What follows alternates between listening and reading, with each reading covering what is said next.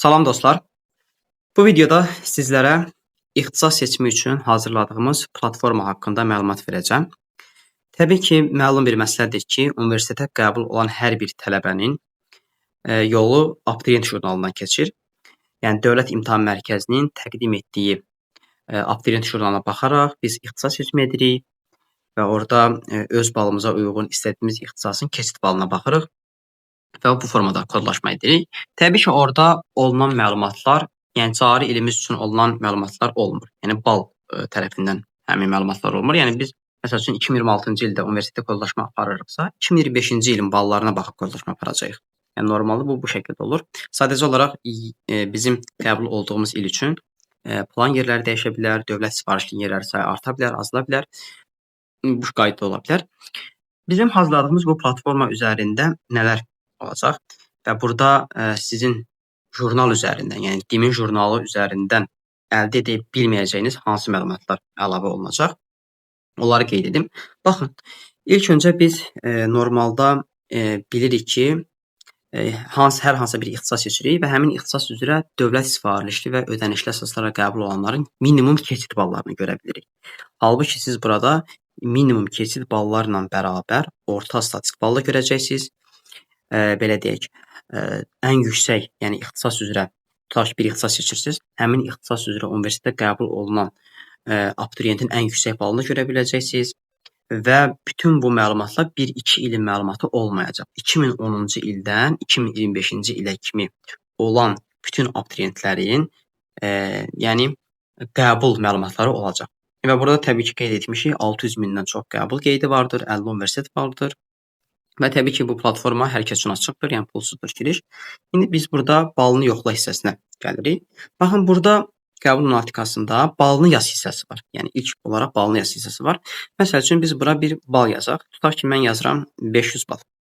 500 bal yazdıqdan sonra deməli gəlirik ixtisaslar, yəni ixtisas araşdır hissəsinə gəlirik. Məsələn, burada il var, ixtisas var, təhsil forması var, ixtisas qrupu var, istiqamət var, daha sonra region var, universitet var, tədris tipi var və maliyyələşdirmə var.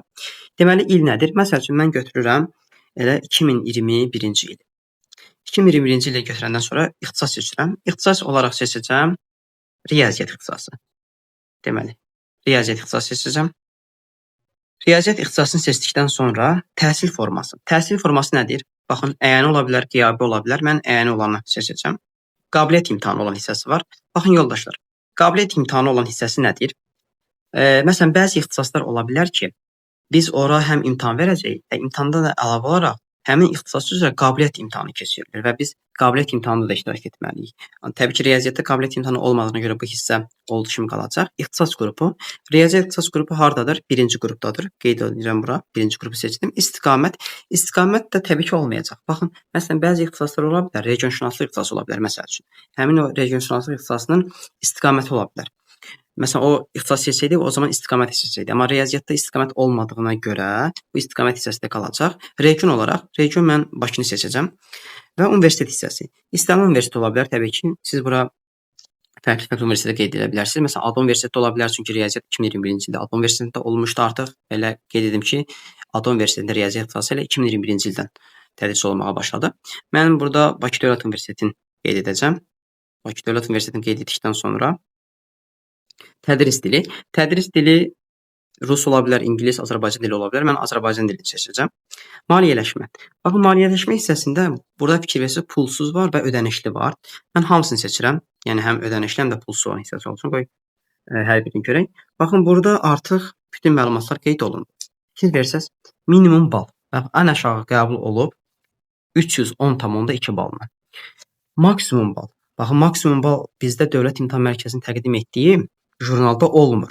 Orada keçid balına baxıb biz ixtisas seçimi edirik. Baxın, deməli 2021-ci ildə minimum bal 310,2 olub, maksimum bal 592,1 olub. Yəni ən yüksək qəbul balı bu olubdur. Baxın, burada artıq orta bal anlayışı var. Halbuki bunlar DİM-in jurnalında qeyd olunmur. Bu platforma üzərindən ancaq biz bunu qeyd etmişik. Baxın, orta bal nədir? 368 olub. Tamam deyirəm, 368 olub. Median bal isə 358 olubdur. Və burada ən sonda, baxın, sağ tərəfdə burada qeyd olunub orta 50%. Orta 50% nədir? Yəni qəbul olan tələbələrin 50% 338,1 və 390,1 aralığında bal toplayıb və bu 51 tələbə bu aralıqdadır. Daha sonra burada baxırıq qəbul olunanların hissəsinə. Baxın, qəbul olunanlar nədir? Bu hissədə yoldaşlar siz 10 bal intervalında, məsəl üçün 310-320 bal intervalında neçə dənə tələbə bu intervalda bal toplayıb. Yəni riyaziyyat ixtisası üzrə qəbul olunan tələbələrin neçəsi 310-320 bal intervalında bal toplayıb. Bunları görəcəksiniz. Baxın 310-320 say olaraq neçə idi? 6 dənə tələbə. Deməli 6 dənə tələbə 2021-ci ildə riyaziyyat ixtisasına qəbul olanda bunların 6-sının da balı 310-320 intervalında olub. Məsəl üçün gəlin baxaq bura 390-400 bal aralığında 11 dənə tələbə qeyd olunubdur. Məsəl üçün baxaq 540-550. Bəli, 2021-ci ildə deməli 540-550 bal intervalında riyaziyyat ixtisasına qəbul olan tələbələrin balı olmayıbdır. Məsəl üçün baxıram burada 590-600 bal intervalı. Baxın, say olaraq bir dənə tələbə qeyd olunub. Hansı ki bu bizdə ən yüksək bal toplayan tələbənin balı idi. Daha sonra burada illər üzrə dinamika. Baxın, illər üzrə dinamika bütün illər üzrə qeyd olunub. 2010-cu ildən 2025-ci ilə. Normalda biz jurnala baxanda, yəni 2 ilə baxa bilərik. Yəni ən son 2-3 ilə baxa bilərik, heç də olmur. Amma burada artıq siz platforma üzərində 2010-cu ildən 2025-ci ilə kimi olan bütün illər üzrə dinamika əlimizin altında olacaq. Baxın, məsələn üçün biz baxaq 2021-ci ilə. Baxın, 2021-ci ildə buradan üstə vuran kimi avtomatik açılır. Baxın, deməli maksimum bayaqlar qeyd etdiyimiz kimi 592,1 bal olub. Ən aşağı bal 310,2 olub. P25, P75 nə deməkdir? Baxın, bu 75-ci yerə duran tələbə, yəni belə deyək, qəbul sırasında 390,1 olub. 25-də isə, yəni 25-ci sırada duran tələbənin balı 338,1 olub. Və bu aralıqda olubdur, yəni. 368 nə idi? 368 də baxın, burada orta bal idi ki, bu bayaqlarda dedim ki, yəni orta bal, yəni bütün qəbul olan tələbələrin riyaziyyat ixtisası üzrə orta balı 368-dir. Daha sonra burada təhsil haqqı. Baxın, orta illik təhsil haqqı bütün illər üzrə qeyd olunub. 2010-cu ildən 2025-ci ilə kimi baxın bu şəkildə qeyd olunub. Burada siz baxın, məsələn 2021-ci ili seçdik. Orta təhsil haqqı nə qədər olubdu? 1800 AZN oldu. Məsəl üçün 2025-ci ilə gəlin baxaq. 2025-ci ildə artıq təhsil haqqı 2500 manat olub. Bu şəkildə. Daha sonra plan yerləri və dövlət sifarişli. Baxın, plan yerləri və dövlət sifarişli hissəsində isə siz çox asanlıqla görəcəksiniz. Baxın, burada məsələn 2021-ci il seçmişik, düzdür? Baxın, 2021-ci il üzərindən vurdum. Plan yerləri 100 dənə olub. Qəbul olanlar 100% hamı qəbul olub. Yəni plan yeri 100% dolub. Bunlardan 94 dənəsi dövlət sifarişli əsasında qəbul olub. Yerdə qalır 6 nəfər. Onlar da yəqin ki, ödənişli şəkildə qəbul olublar. Məsələn, baxırıq 2025-ci ilə gəlin baxaq. Baxın, 2025-ci ildə plan yeri yenə 100 nəfər olub. Qəbul olub 100%, yəni 100 də qəbul olubdur. Pulsuz dövlət sifarişli 2025-ci ildə qəbul olub 99 nəfər. Deməli, bir nəfər ödənişli əsaslarla qəbul olmuşdur.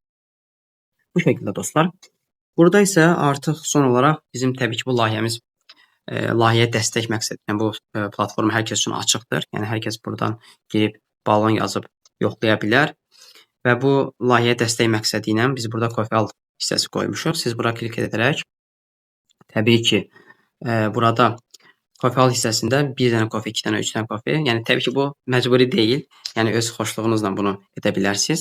Yəni bizə bir təşəkkür olaraq, yəni dəstək olaraq təbii ki, burada 1-2 kofe yazaraq hər bir kofenin qiyməti olaraq 5 AZN qeyd olunubdur. E-mailinizi yazacaqsınız, sonra bizə ünvanladığınız təşəkkür mesajı deyək.